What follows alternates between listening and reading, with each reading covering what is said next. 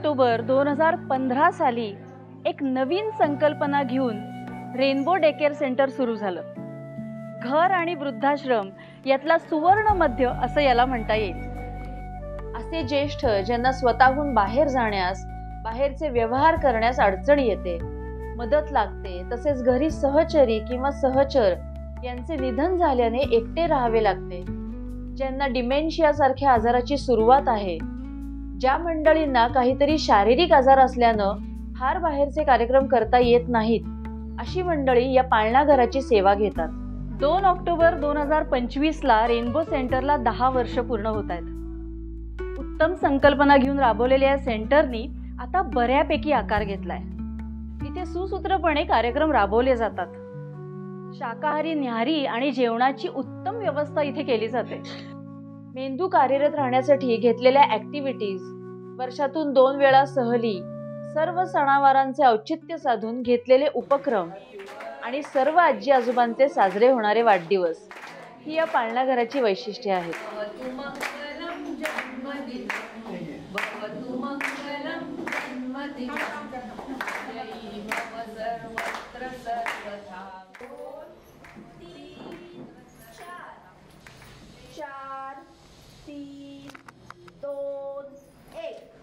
सध्या विभक्त कुटुंब पद्धतीमध्ये घरी वृद्धांची काळजी घेणारे कोणी नसते.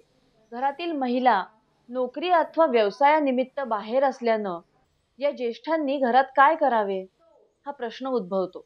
त्यातून जर ज्येष्ठ मानसिकदृष्ट्या सक्षम नसतील, त्यांना काही विस्मरणासारखे आजार असतील, तर त्यांच्यावर घराची जबाबदारी टाकून चालत नाही. 2019 मध्ये जेव्हा माझ्या आईची डेथ झाली, तेव्हा वडील काही दिवसानंतरच असे एकटे वाटायला लागले. मग मी तेव्हा इकडे येऊन जेव्हा पाहणी केली, तर इथे त्यांना जे अपॉर्च्युनिटी मिळते एक दुसऱ्यांसोबत बोलण्याची, तो तर एक इम्पॉर्टंट पार्ट आहे, माझ्या मते सर्वात महत्त्वाचा भाग आहे तो. त्या व्यतिरिक्त पण इथे जे काही थेरपीज चालतात, so they are not called as therapies, they are fun exercises. Music आहे, डान्स आहे, आर्ट आहे. पण इथे जेव्हा ते येतात ना, कदाचित त्यांचा माइंड आणि हार्टचा जो बॅलन्स आहे तो त्यांना इथे ब्रीच व्हायला मदत होते.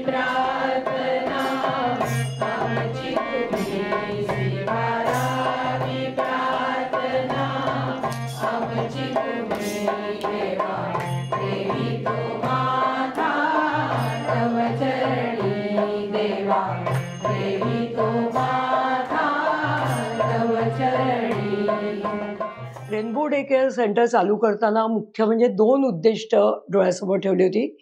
एक म्हणजे जी मंडळी घरी एकटी राहतात किंवा ज्यांच्या पार्टनरचं निधन झालेलं आहे, अशी मंडळी की ज्यांना काहीतरी एक गुणवत्ता प्रचूर असा एक वेळ मिळावा आणि त्यांनी चांगलं आयुष्य पुढचं जगावं, एकटेपणा त्यांचा कमी व्हावा. आणि दुसरं सगळ्यात महत्त्वाचं म्हणजे त्यांची भावनिक जी काही ओढाताण होते किंवा भावनिक घसरण जी होते ती कमी व्हावी. इथे आम्हाला असं जाणवलं की 75 ते 80% जे आजी आजोबा आमच्याकडे येतात त्यांना एक अंडरलाईन डिप्रेशन आहे आणि ते डिप्रेशन बरेचदा अनट्रीटेड राहतं आहे. आणि मग रेनबोला जसजशी ती यायला लागली तसतसं त्यांचं डिप्रेशन बरेच अंशी निघून गेलं. आता जर का आपण पाहिलं की ज्येष्ठांची संख्या ही वाढणारी आहे, कारण त्यांची आयुर्मर्यादा वाढली आहे. मग वृद्धांची काळजी कोण घेणार, त्यांची देखभाल कोण करणार, त्यांच्या ज्या काही गरजा आहेत त्या कोण भागवणार, हे सगळे प्रश्न येणारच आहेत. अशा वेळी डे केअर सेंटर्सच उपयोगी पडू शकतील असं मला वाटतं. दुसरी महत्त्वाची गोष्ट म्हणजे मला असं वाटतं की न्यूरोलॉजिकल प्रॉब्लेम्स दिवसेंदिवस वाढत आहेत, की ज्याला आपण डिमेन्शिया म्हणतोय किंवा एपिलेप्सी म्हणतोय, स्ट्रोक म्हणतोय. हे सगळे प्रॉब्लेम्स डे बाय डे वाढणार आहेत, कारण आयुर्मर्यादा वाढते आहे. आणि ते वाढल्यामुळे खरंचच केअरटेकर्सची कमी राहणार आहे आपल्याकडे. आणि म्हणून आम्ही मेंदू कार्यरत राहावा यासाठी विविध सायकोलॉजी बेस्ड अशा ॲक्टिव्हिटीज इथे घेतो. डिमेन्शिया हा बरा होणारा आजार नाही आहे, त्यामुळे तो ॲरेस्ट नक्की होऊ शकतो आणि जितकी काही वर्ष त्यांना मिळतील ती वर्ष त्यांची बरी जाऊ शकतात. या अर्थीसुद्धा रेनबोचा कार्यक्रम खूप उपयुक्त असू शकतो असं मला वाटतं. पण मला हे इथे नमूद करावं असं वाटतं की मला मिळालेली माझी टीम, माझे सहकारी, माझे कलिग्स याच्याशिवाय हे शक्य नव्हतं. या डिप्रेशनमधून बाहेर येण्यासाठी रेनबोमधल्या ॲक्टिव्हिटीजचा आणि शेड्यूलचा खूप उपयोग होतो. कारण बेसिकली आपला पार्टनर गेल्यानंतर जे काही शेड्यूल डिस्टर्ब झालेलं असतं, एक पोकळी निर्माण झालेली असते कामामधली, तर ती इथे भरून निघते. त्यांना कुठलं तरी शेड्यूल लागतं आणि इथल्या ॲक्टिव्हिटीजमुळे ते इतके त्याच्यामध्ये रमून जातात की त्यांना निगेटिव्ह विचार करायला काही चान्सेस मिळत नाही. आमच्याकडे रेनबोच्या टीममध्येच सायकॉलॉजिस्ट आहेत, सायकोथेरपिस्ट आहेत, काउन्सिलर्स आहेत. त्याच्यामुळे वेळोवेळी त्यांना जे काही घरी प्रॉब्लेम्स येतात ते आमच्याशी मोकळेपणाने बोलतात.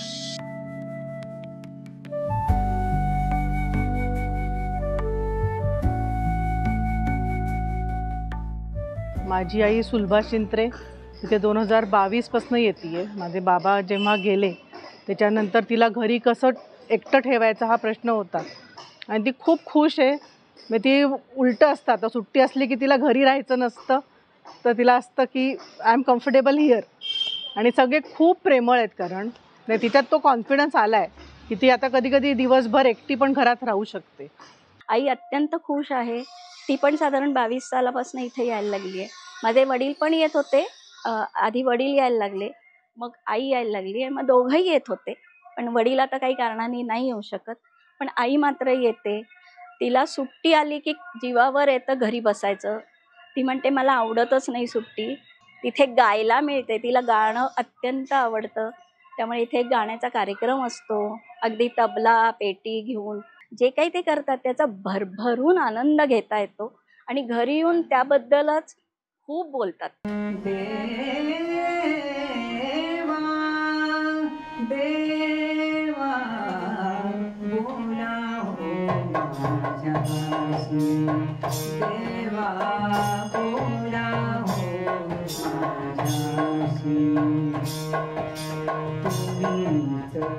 जसं जसं वय वाढतं तसं तसं माणसं हळवी होताना दिसतात.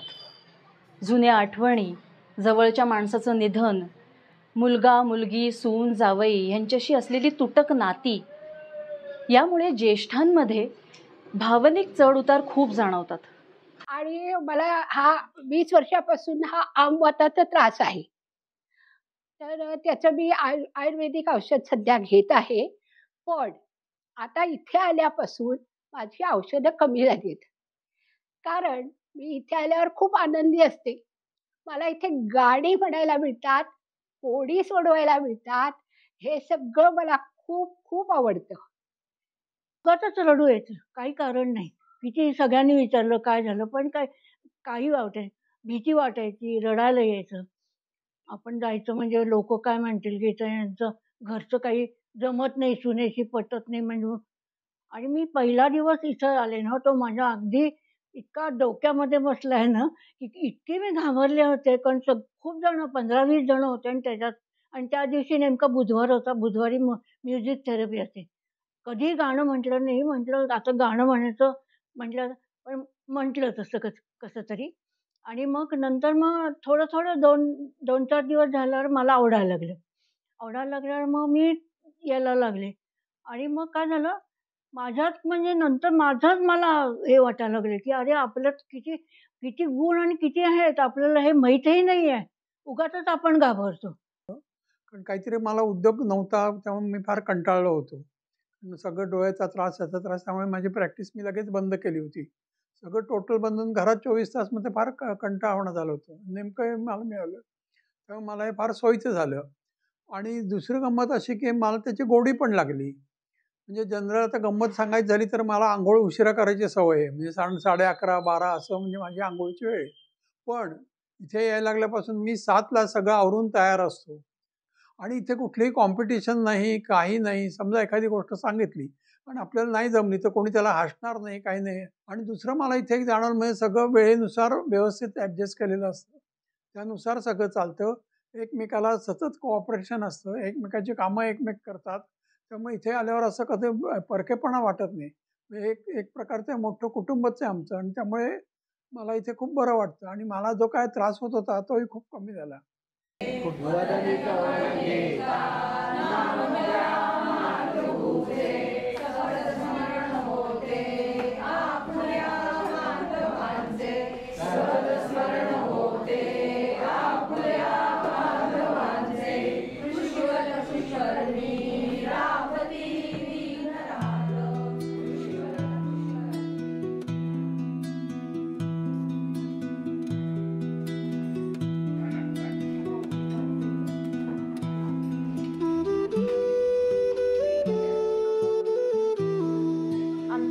पुण्यात 75 ते 80% ज्येष्ठांना नैराश्य व चिंता यासारखे आजार असतात. ही ज्येष्ठ मंडळी ज्यावेळी पाळणाघरात येतात तेव्हा त्या भावनांची तीव्रता नक्कीच कमी होते आणि ते येथील कार्यक्रमाचा पुरेपूर आनंद घेऊ शकतात.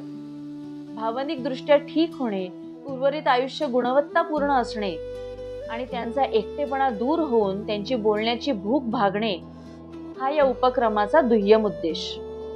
2018 साली ज्यांना डिमेन्शियाची सुरुवात आहे अशा लोकांसाठी एक वेगळे सेंटर सुरू करण्यात आले होते, पण करोना काळात ते बंद करावे लागले. सध्या ते सेंटर परत सुरू करण्याचा प्रयत्न जोरात चालू आहे. हे काम करत असताना असं लक्षात आलं की या प्रकारच्या पाळणाघरांची शहराच्या विविध भागात खूपच गरज आहे आणि वैद्यकीय तंत्रज्ञान सुधारल्यानं त्यांची वयोमर्यादा वाढली आहे. त्या ज्येष्ठांची काळजी हा समाजापुढे फार मोठा प्रश्न उभा राहत आहे. या प्रश्नाला छोटेसे उत्तर देण्याचा प्रयत्न गेली 10 वर्ष रेनबो डे केअर सेंटर अर्थातच आजी आजोबांचे पाळणाघर करत आहे.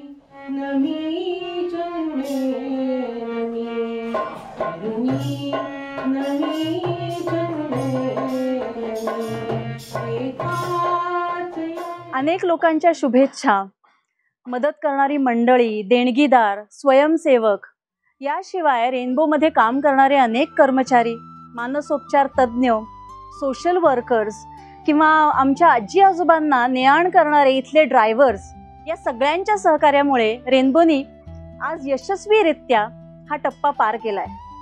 इथून पुढच्या वाटचालीसाठी तुम्हा सर्वांचे सहकार्य आणि शुभेच्छा रेनबोला असतील याची आम्हाला खात्रीच आहे. धन्यवाद.